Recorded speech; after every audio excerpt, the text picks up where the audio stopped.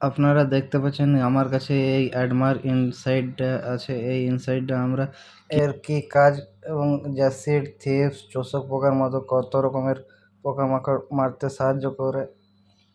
আমরা এটাকে 2 গ্রামের পাওয়া যাচ্ছে, তো আমরা এটাকে আধা গ্রাম মতো 1 বালতি জলের মধ্যে গুলে নেবো 5 লিটার বালতির মধ্যে। দেখতে পাচ্ছেন আমরা আধা গ্রাম নিয়ে নিয়েছি এবং জলের মধ্যে গুলে নিয়েছি এবং এটাকে স্প্রে করতে হবে। তো স্প্রে করার জন্য আমরা একটা বোতল নিয়েছি প্লাস্টিকের, তো তার মধ্যে ছোট ছোট ছিদ্র করে নিয়েছি আগের থেকে। তো আমরা এটাকে বালতির জলের মধ্যে গুলে ভালো করে বোতলের মধ্যে ভরে স্প্রে করতে হবে।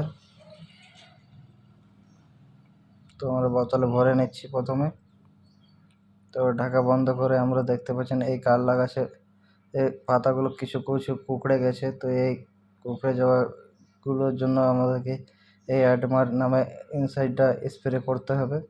স্প্রেটা ঠিক এই টাইমে করা, যখন ফল ফুল আসে তখনই স্প্রেটা করলে ভালো হয়, ভালো রেজাল্ট পাবেন আপনারা।